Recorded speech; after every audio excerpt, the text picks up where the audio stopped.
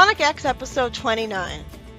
I hope every episode in a story arc in the show doesn't have worthless recap for an intro.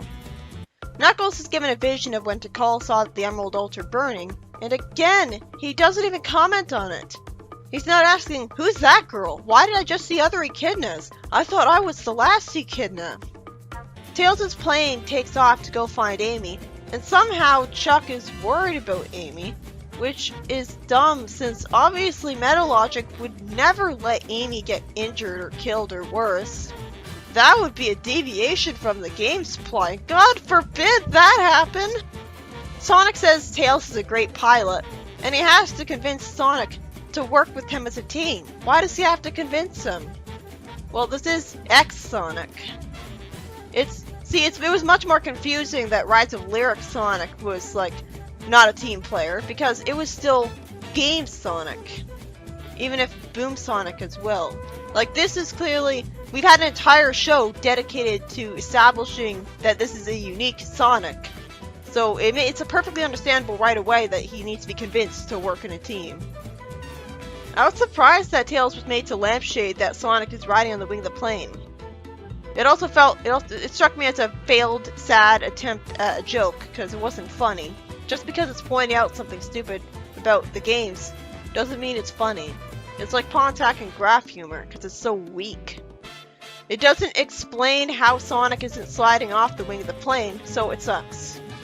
It makes sense that Chris is saddled with Big because he's such a pointless character and can't really do anything. Well, I say that, but Sonic's part of SC1's story is probably the most pointless of all, because if he had just stayed home, Eggman never would have gotten the Chaos Emeralds.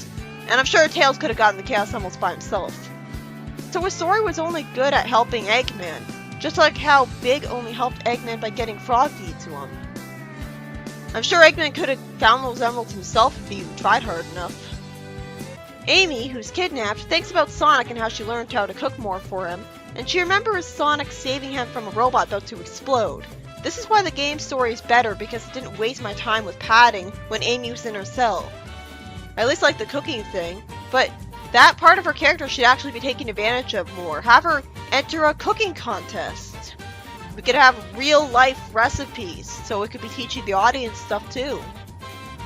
I love that Boko and Deco were fighting over who talked into the microphone. That was some charm I didn't expect.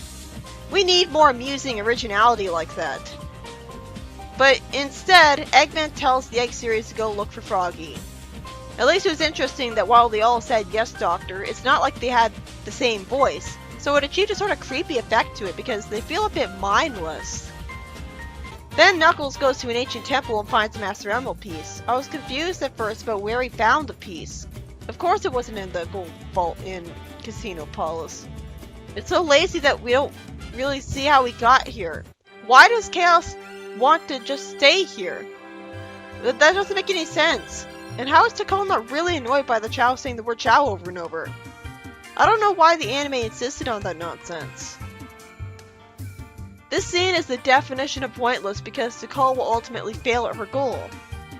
At least the anime was smart enough to cut out the fat because it skips to the flashback that Big was shown from here, where Tikal learns that the controller serves to unify the Chaos Emeralds. It does make more sense that Knuckles would be shown this and not Big. He's an echidna. He's surprised that this altar is where the Master Emerald once was, and finally asks who Tikal is, and he says it must have something to do with the Master Emerald, and wishes he could figure out what it means.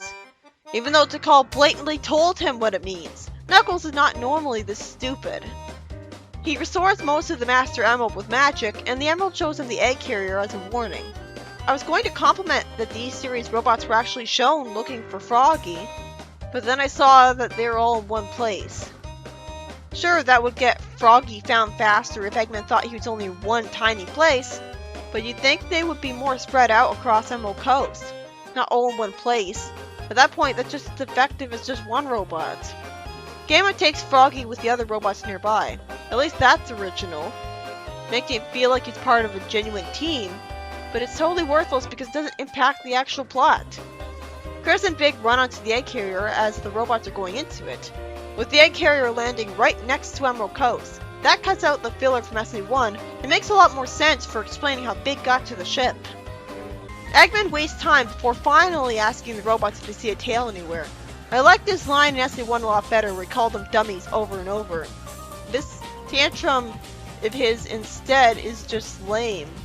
It feels alienating to have the Sonic X actors recreate SA1 story. Kinda alienating. I'm used to the actors at this point. Gamma's friends all get taken away, and then Gamma somehow doesn't notice Big and Chris, even when Chris clearly screams. Cause fuck having an original plot twist from him seeing them, apparently. We could have had him put them in a cage, and then Big breaks out with a super strength. Gamma wouldn't have such bad hearing, he's a robot. There's much less justification for Gamma seeing Theta get electrocuted in pieces, because here he doesn't walk on a spinning floor that sends him to the wrong room. You'd expect an anime to explain this better. It is interesting that we actually see the bird inside of Gamma being worried. But Gamma's voice is so jarringly lame. It's so high-pitched. It sounds like a little kid trying to be cool. Amy acts like a badass, saying she's not afraid of anyone. I'm not impressed because she's kidnapped. And won't let anyone hurt the bird. And tells him to let her out. The bird goes to Gamma, he says overload for some reason, and Gamma shoots the bars of Amy's cell to let her escape. That certainly looks more dynamic than the game where he just pulled a lever, but it's still exceedingly pointless because we're just seeing the same cutscene from the game again, but with inferior dialogue. I'd say inferior because it just drags things out longer and doesn't have the charm of the original. It'd make more sense to shorten up and abbreviate things, because we've already seen them from the games. Sonic and Knuckles ride on the X-Tornado as it tries to reach the egg carrier. It's brave of Tails to keep trying to be a pilot when he has a bandaged head. It's interesting that the show had more guts and logic than the game, because Tails actually got injured from a plane crash and kept that injury for the rest of the arc, except he's going to lose those injuries later. Oh yeah, he also has a bandaged arm, too. It's not like it matters, though. The show tries to be epic with Tails as he makes the plane transform. Although it was better animated in the game where we actually saw it transform. Here it just takes place between cuts. How is that acceptable? I hope that's not normal for anime. This show is the laziest animation I've ever seen, and anime doesn't justify it. This would be acceptable in a show made by fans, like amateurs compared to professionals. But instead they're cutting corners in every way they can by lingering on still shots whenever they can, and having the camera move around to pretend it's not a still shot. This looks amateurish. Tails' plane avoids some missiles as I think about how long this is dragging out for such a basic plot. Tails acts bratty, and Sonic finally tells him to cool it and not make things worse. At least it's finally lampshaded what an unlikable brat Tails was in SA1. I wish he did that in the game. It was charming that Eggman had some cheerleader robots show up. Oh, Eggman was just being sarcastic, and his robot sidekicks were the ones who summoned them.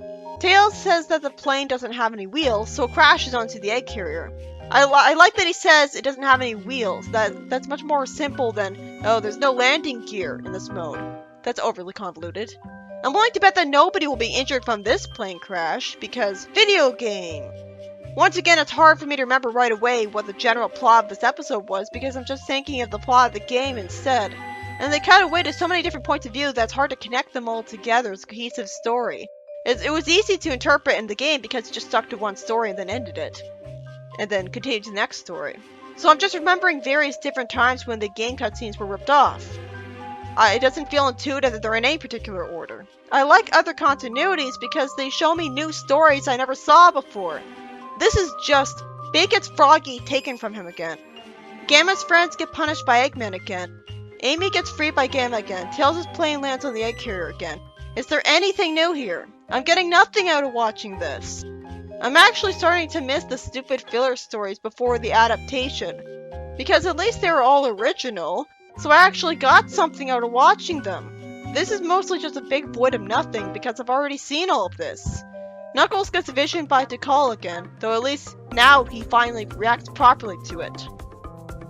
But it's so arbitrary that the Master Emerald piece doesn't just tell him the full story right away. If the whole point is to tell him all about Chaos, why doesn't it just tell him the full story right away, and in the proper order? Doing it this way will just confuse him. It's not like Knuckles is going to be the one who beats Chaos, so what's the point of this exposition? I think we learned everything we needed to know from Tikal in just 2 of her cutscenes. The Big the Cat one, and the one the last story. That's it. Even then, the Big the Cat one was only necessary for foreshadowing SA2. We only needed 2 of her cutscenes. That's how basic her plot was. That's the laziest attempt at echidna history ever. We learned basically nothing, other than they ripped off Mayan tribes rather than trying something completely new. And that's a problem, since not only is it totally uncreative and bland, but it doesn't fill in the biggest plot hole in Knuckles' backstory. Why does he exist if there's no echidnas around in present time? If they aren't even going to explain that, what's the point of telling us this about the echidnas at all? It's sad when Panders looks like the better writer. They might as well have had the ancient echidnas here be hedgehogs or foxes, and it'd be just as relevant to Knuckles, because this is 8,000 years ago.